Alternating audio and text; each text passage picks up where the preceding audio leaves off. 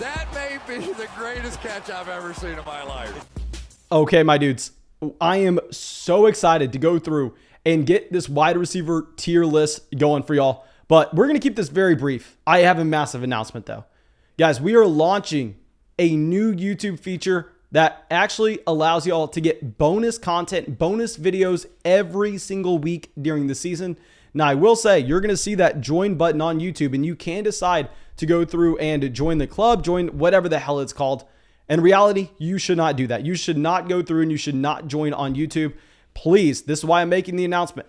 I'm having that to show people exactly what kind of videos we are putting out every single week. You're actually going to get those videos if you are a member of our Patreon community as well on Patreon, and it's going to be at a cheaper price. And also when you join Patreon, you get my rankings, you get my tiers, you get a draft guide depending on the tier that you choose. And to go along with this, you get your fantasy football team broken down by me in an exclusive podcast that can all be found on Patreon. So yes, you're going to see that join button on YouTube sometime soon. Don't feel the need to join whatever membership thing that we have going on YouTube. Do it on Patreon. You're getting more for less money, but I just want to show y'all exactly what we're doing over there with the Patreon community because it is so exciting.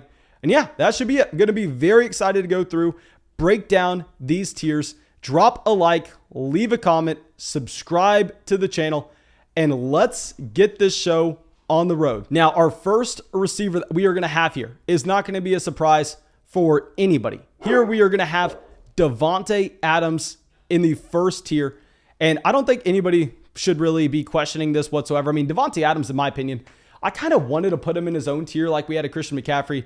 But how I break down these tiers is I go, okay, well, let's just go through and let's put the players that if you wanted to make an argument to have someone over one of these players in my rankings, I can listen to that argument. Because the big thing that I want to focus in on, guys, is I think that a lot of people don't necessarily view what I'm exactly doing with this channel here, where whenever I'm putting out this content, I'm not trying to sit here and go, look at me, listen to me, I'm 100% right, I'm 100% knowing exactly what's going on, and you should only listen to me.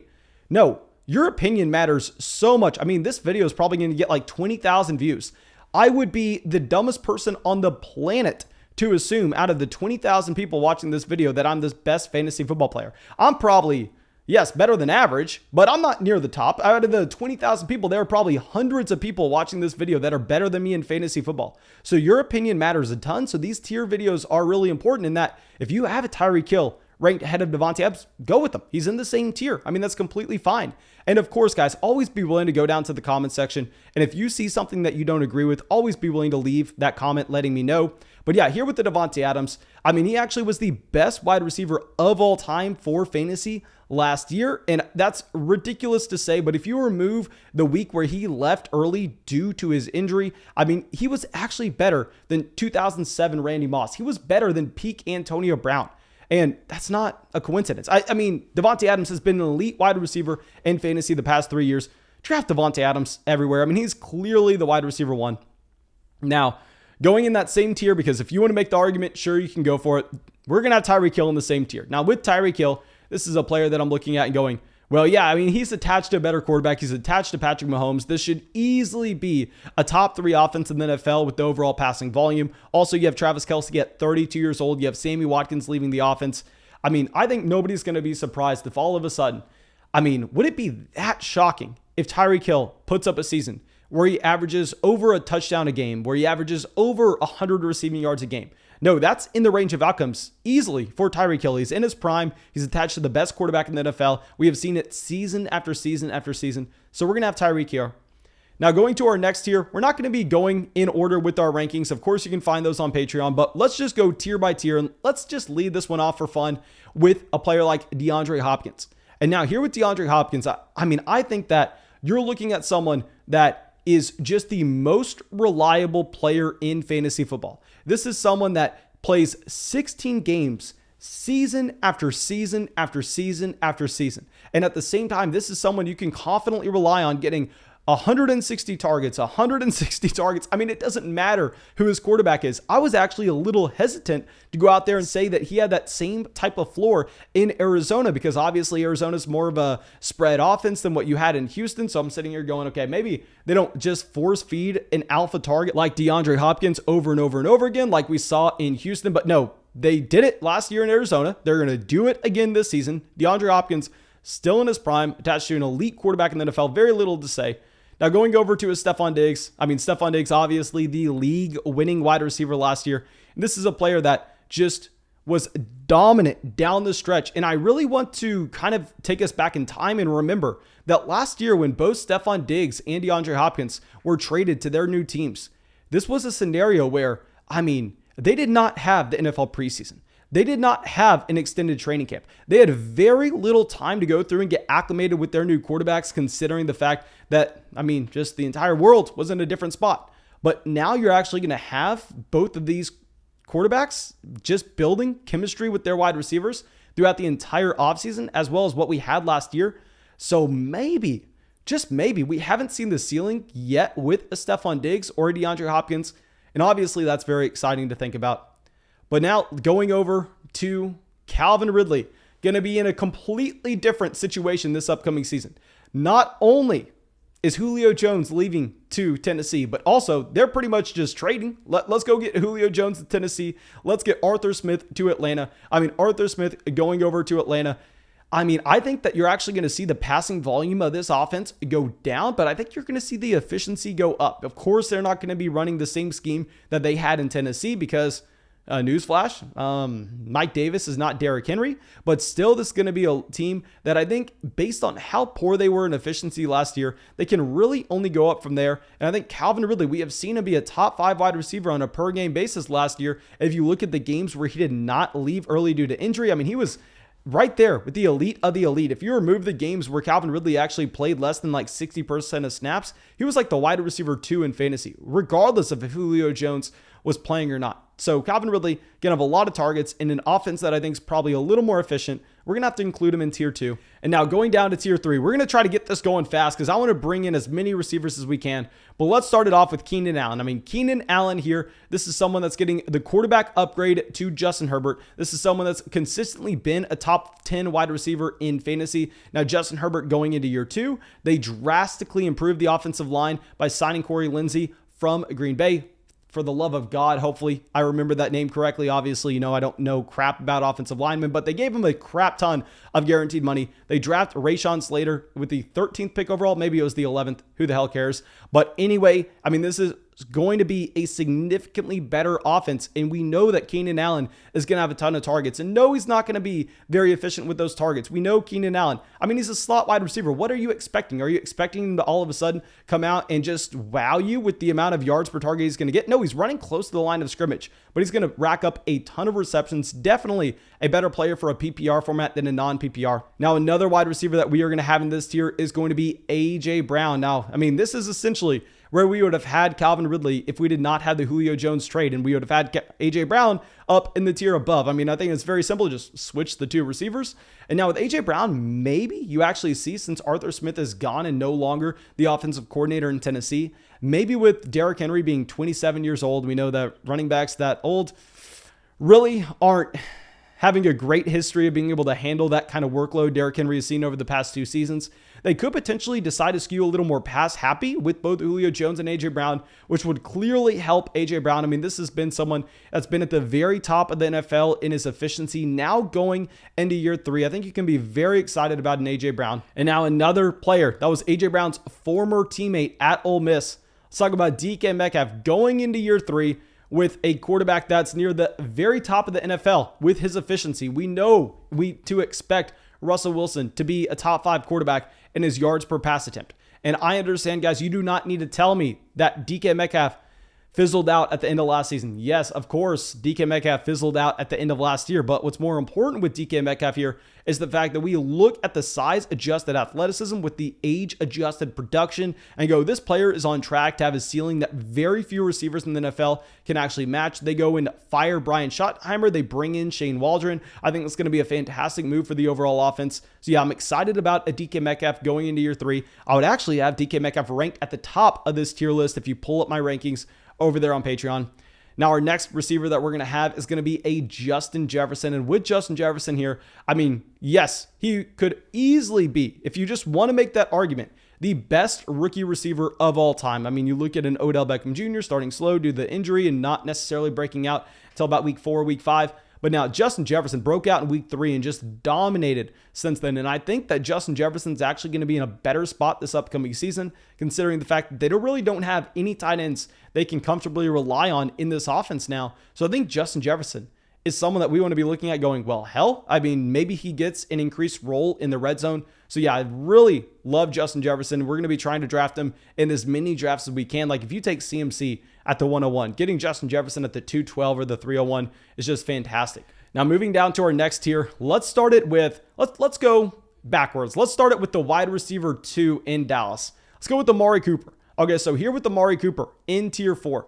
I mean, yes, trust me guys, I love Amari Cooper. I want to say, like, deep down, the part of me that just loved Amari Cooper coming out of that 2015 draft class wants to say Amari Cooper is the wide receiver 1 in Dallas. But objectively speaking, I mean, this was a player that, while yes, he was very good with Dak Prescott at the beginning of last season, CeeDee Lamb was actually right there with his production. They were neck and neck. Obviously, Amari Cooper, an older player, not necessarily expecting him to continue to get better. Now, yes, he's actually surprisingly young, given the fact that he was drafted at 20 years old in that 2015 draft class, but that's besides the point. I mean, CeeDee Lamb going to continue to progress. I actually think Lamb's the wide receiver 1. But with Amari Cooper and CeeDee Lamb, we'll throw them both on this tier list right now. I mean, this is just an offense that you should expect to be near the very top of the NFL with the overall passing volume that they're going to see. Now, yes, I will say that you're going to have Dak Prescott significantly regress from his per game numbers last year. If you thought Dak Prescott was going to be the same exact quarterback that he was at the beginning of the season with the same exact volume, what, Dak Prescott would be going like the second round? I mean, it would be ridiculous. Of course, he's going to regress, but still, this is an offense that's going to have a lot of production to go around, especially in the passing game. Amari Cooper, CeeDee Lamb, both very talented receivers. And now let's go to a receiver that I am higher on than anybody else. And I will say that he's actually been dramatically rising up draft boards because y'all know I'm just drafting every single day, real money fantasy drafts. He's been rising up a ton in a player like Chris Godwin. Okay, so with Chris Godwin here, the reason that I am higher on him compared to anybody else is A, very similar to Dallas. This is an offense that I expect to be near the very top of the NFL with what we're getting in terms of their passing yards per game. B, if you look at what he did last season, he was actually by far and away, in my opinion, the most impressive receiver in Tampa, and that he was the most productive receiver in Tampa at the youngest age. And to go along with this, he was injured multiple times throughout the season. So Chris Godwin, at a younger age than Mike Evans, was more productive. Chris Godwin, with dealing with more injuries than Mike Evans, was more productive. Chris Godwin getting more volume than Mike Evans, which we know translates season to season. Why the hell would anybody ever rank Mike Evans over Godwin? And I will say that over the past week or two, people have been getting smarter. I mean, on my underdog drafts, I've been seeing Chris Godwin go significantly higher and higher. Now you're seeing him go at the 3-4 turn instead of at the beginning of the offseason where he was going at the 4-5. So I love to see the rise from a Godwin, and honestly, I think that he could continue to rise. And now going over to our next guy, we're going to talk about a Robert Woods. Here's just someone that it's very simple to throw him in this range. He's been a high-end wide receiver 2, low-end wide receiver 1 over the past 3 seasons. Now he's getting to play with the best quarterback of his entire NFL career in Matthew Stafford. And if you think that Matthew Stafford isn't a massive upgrade over Jared Goff, well, I don't know how arrogant you would have to be to think that, considering the fact that, I mean, Sean McVay actually spent every day for the past, 3 or 4 years with Jared Goff. And then after spending every day with him, knowing more about Jared Goff than you or me will ever understand, he went, you know what? Let's trade Jared Goff. Let's trade 2 first-round picks as well, and let's go get Matthew Stafford. I mean, that's the price that they were willing to pay. Stafford's going to be a significant upgrade. We see that NFL talent evaluators are already telling us this. Now, a receiver that I know a lot of people are probably pulling their hair out going, Mason, where is he? Where is he? He should have been in the tier above. No, he should be in this tier. Terry McLaurin. Now, if you want to rank him at the top of this tier, you do you. Personally, I'm going to have Terry McLaurin a little closer to the middle. But with Terry McLaurin here, I mean, this is someone that, yes, is very talented. And yes, is getting put into a better situation this season than where he has been over the past 2. But at the end of the day, his best finish ever was a wide receiver 20 on a per game basis. And I actually believe I have Terry McLaurin ranked as like the wide receiver 13, wide receiver 14. So I'm expecting him to get much better in fantasy football. The problem is, though, just fantasy drafters treating 39-year-old Ryan Fitzmagic as if he is the second coming. They're treating 39-year-old Ryan Fitzmagic as if this is a Tom Brady scenario going to the Tampa Bay Buccaneers. And also at the same time, I mean, the reason why I'm going to have like an Allen Robinson ranked ahead of him is Allen Robinson was like a top 10 receiver that was in a very bad situation with a team that was nearly identical with the passing yards per game with Mitchell Trubisky and Nick Foles compared to what Terry McLaurin had.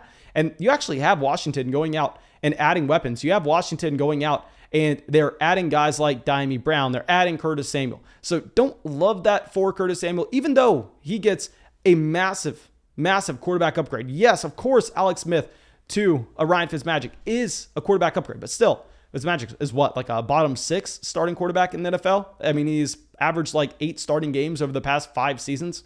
So not necessarily willing to say that Terry McLaurin getting this massive quarterback upgrade is all of a sudden a mid-wide receiver 1. I think that if you want to draft him in the 3rd round, I'm fine with it as long as it's at the end of the 3rd and not the beginning of the 3rd. So I believe that is it for this tier. Actually, we got one more guy to talk about. This is someone that I did make a mistake in our initial release of the draft guide, and I honestly got some pushback by it from y'all in the comment section, especially people DMing me on Patreon. And I honestly just had to say, you know what? Y'all are right. I am wrong. We have to make the adjustment because they brought great arguments to me. Cooper Kupp, he has to be in this tier. Very similar to a Robert Woods. I mean, if you actually look at the volume of these players, Cooper Kupp last year was very close to what Robert Woods had on a per game basis. The only difference is Cooper Kupp just had his touchdown volatility. I mean, he cratered with his touchdowns per game last year. And we know that's volatile season to season. We have seen Cooper Kupp be heavily used in the red zone before. We have Gerald Everett leaving this offense, seemingly open up more red zone targets for a player like Cooper Kupp. I think that Cooper Kupp honestly has to be in tier 4. And now let's go down to tier 5 and let's try to ramp this up. We're going to try to go a little faster here so I can get more guys in. Let's start it off with a Mike Evans. We already discussed why I have Chris Godwin over Mike Evans. My problem is with Mike Evans, you're more so betting on the touchdown volume. And I understand that Mike Evans, if you compare him to what you're going to have a league average and the touchdown rate on a per target basis, Mike Evans is going to be higher than league average given his massive frame. But at the same time, I'm a player that's going to be willing to go and bet on volume rather than touchdown efficiency. So we're expecting that to slightly regress, still be higher than league average, which is why we were going to have Mike Evans here. And I believe we have him actually ranked as the wide receiver 17. So we still have him as a mid wide receiver 2. Just can't put him in the same tier as a Chris Godwin. Now our next guy is going to be way lower on the rankings, but in the same tier, we're going to have Brandon Aiyuk coming in. My favorite thing about Brandon Aiyuk is not only was he incredibly efficient on a per game basis his rookie season, but to go along with this, Brandon Aiyuk, if you draft him, you actually set yourself up to get Trey Lance a little later on. Of course, we love to bring in that Brandon Aiyuk and Trey Lance stack. So Aiyuk, we are going to be fitting in this tier.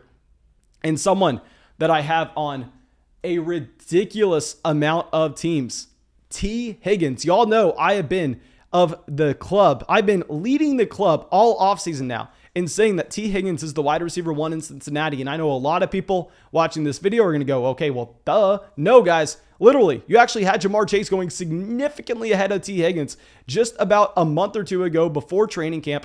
I mean, we have always had T. Higgins ranked as the wide receiver 1 here. He was a top 10 receiver on a per game basis from weeks 3 to week 10. And this was a win. You had both Joe Burrow and T. Higgins starting. So please, I mean, I believe he was the wide receiver 8 on a per game basis during that stretch. Fact check me on that. Could be wrong, but that's what I'm going off with my memory. And then we have Julio Jones with our next spot in this tier. Now, Julio Jones, I mean, yes, you're going to be expecting the volume to most likely go down. He's clearly the wide receiver 2 in Tennessee. He is clearly going to be playing in an offense that has a less passing attempts per game than what he saw in Atlanta. But the more important thing is, I think that what you're actually going to see is with the defense having to give so much attention over to A.J. Brown, that Julio Jones all of a sudden is going to be someone that, I mean, can probably spike for some pretty big weeks every once in a while. I think this is going to be a receiver that could provide you an elite level of efficiency. So we are going to have Julio Jones in the middle of this tier, as well as DJ Moore. DJ Moore, I've said this time and time again, and do not bring me hate, Teddy Bridgewater truthers. I know Teddy Bridgewater has a ton of fans. It's incredibly impressive how he was able to come back from that injury and play football. But guys, Sam Darnold's a much better quarterback at this point. We kind of see this with the Carolina Panthers going, you know what? Yes, Teddy Bridgewater, we owe you a ton of guaranteed money. We're going to pay you all that guaranteed money. And at the same time, even though we're paying you all that guaranteed money, we are going to be willing to go out of our way, and we're going to be willing to pay a second round pick to also bring in Sam Darnold. So DJ Moore has had a fantastic mark of his age-adjusted production. And at the same time, now all of a sudden, he is getting the quarterback upgrade. So I'm a massive fan of a DJ Moore. I believe that is it for that tier. Let's talk about one more tier. Let's go one tier down, And here, let's start it off with a Diontae Johnson. So with Diontae Johnson here, I will say I am going to probably be regretting this because I am breaking one of my number one rules with player projections, and that's to chase the volume, and fade efficiency. You've heard me talk about this all video now because that is what's been mathematically proven to translate season to season. However, with the Diontae Johnson, he was so bad on a per target basis. If you look at his yards per target, very few receivers in the entire NFL, very few players in the entire NFL, include tight ends, include running backs here, did less on a per target basis than Diontae Johnson actually accomplished in Pittsburgh last season. So I'm assuming they're getting more targets to Chase Claypool. I'm assuming they're getting more targets to Juju Smith-Schuster this upcoming year. And we are also going to have Tyler Lockett in this tier here. With Lockett, I mean, this is someone that I think the volatility is a little too high to go out there and just be comfortable drafting as your mid wide receiver 2 in a 12-team format where you're only starting 2 receivers in a flex because, I mean, it's going to be tough some weeks when Tyler Lockett goes out there and he gives you 7-8 points. It's not going to be looking pretty. And yes, you're going to get that 40-point blow-up week from Tyler Lockett, which we'll love in a best ball draft. If you're drafting in a best ball league, yeah, go get Tyler Lockett. But when you're having to submit your starting lineup each and every week, it's going to be a hard sell to go out there and draft Tyler Lockett much higher than this. Now, another player that we already mentioned on this video, but Ja'Marr Chase. Now, with Ja'Marr Chase, trust me, guys, I know how bad he looked in the preseason. I've been screaming all offseason to avoid Ja'Marr Chase. But now, all of a sudden, his draft price is just crashing. I used to see him go in the 4th round of drafts, and now we're seeing him fall to like the end of the 6th. And at some point, I'm sitting here going, well, yeah, I hated him when he was going in the 4th round, but this is the same exact player he's always been. And now if we're going to get him 2.5 rounds later, now all of a sudden I'm sitting here going, I guess there's upside. I guess we could go through and pay this draft price. So I am slightly intrigued with what we are going to have from a Ja'Marr Chase this upcoming season with his upside. If we can get him at a massive discount. Yes, I was fading him up until this point, but I think now if we can get him at a massive discount, I mean, Ja'Marr Chase could be appealing. Adam Thielen, someone else that's going to be in this tier. And I will say I'm going to have to move Adam Thielen up our rankings with Irv Smith Jr. being done for the season. Because with Adam Thielen, the reason we were lower on him compared to consensus is the threat that we actually thought we were going to have with Justin Jefferson and Irv Smith Jr. expanding their roles inside the red zone this upcoming season. Now that we're looking at Irv Smith Jr. being done, and it looks like you're actually going to have that red zone role being extremely safe for an Adam Thielen, we are going to have to make that adjustment where we're moving Adam Thielen up these rankings. So as of now, he's at the bottom of this tier, but honestly, we're going to be moving him up a little higher than where he currently is at. Maybe he jumps to the top of this tier, to be honest. And then our next receiver, probably the last receiver in this video, we'll end it on this note because this is someone that I love. It's going to be a Laviska Shenault. So Laviska Shenault, yes, he has to be the wide receiver 1 in Jacksonville now. When you have the Travis Etienne injury, those two players were going to be running routes in the similar area of the football field. When you have the DJ Chark injury as well, now that you actually have Trevor Lawrence building a better chemistry with Laviska Shenault than he would have with a DJ Chark, as well as Urban Meyer getting a better feel for Laviska Shenault in this offense. Love the talent with Laviska Shenault. I think that this team is going to be very bad. They're going to be forced to pass the ball very often. I'm a believer in Trevor Lawrence, even though Urban Meyer looks like he is no bueno as an NFL coach. I think that here with the Laviska Shenault, honestly, I'm going to be, I don't want to say all in on drafting, but hell, we're all in on drafting Laviska Shenault as a low-end wide receiver 2, high-end wide receiver 3. Now, thank you, my dudes. I really hope y'all enjoyed this video. And of course, y'all know y'all can find our rankings over there on Patreon. Our rankings and tiers, we go 60 wide receivers deep. We go 150 players deep. Y'all can go find all of that on Patreon as well. We're going to be doing weekly videos throughout the season. So make sure you go join the flock on Patreon. Make sure you drop a like, subscribe to the channel, leave a comment letting me know how I was stupid in this video. That's all I got for you, and have a great day. We have had the craziest amount of support over on Patreon. Thank you, Colby, Ryan, Spencer, Seb, It's Easy, David, Justin, Christian, Tyler, and Robert. Thank you.